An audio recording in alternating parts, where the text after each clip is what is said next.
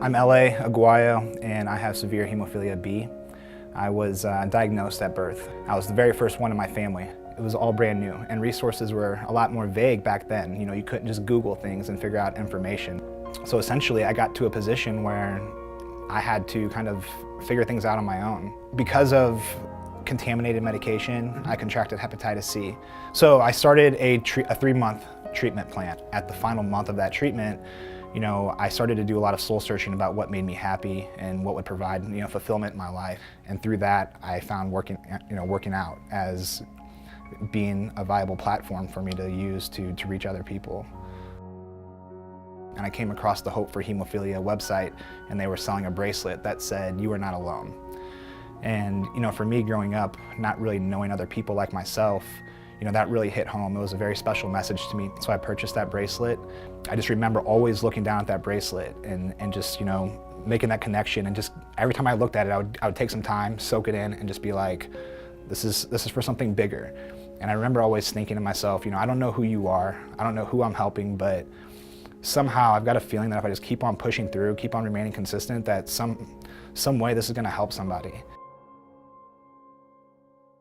And I was documenting my journey on Instagram, and I started building a big following of people all over the world who have hemophilia, and they were contacting me.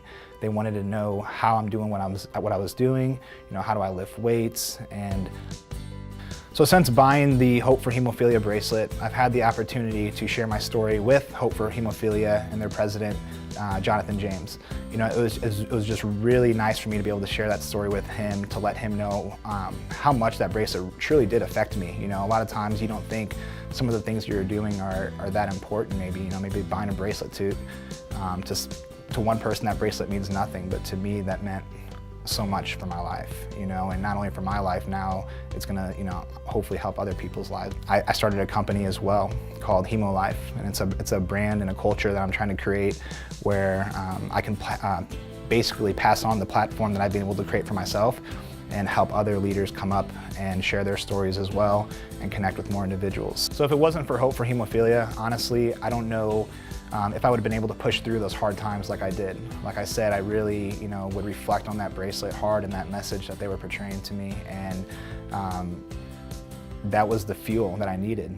They really changed my life and helped me feel like I wasn't alone.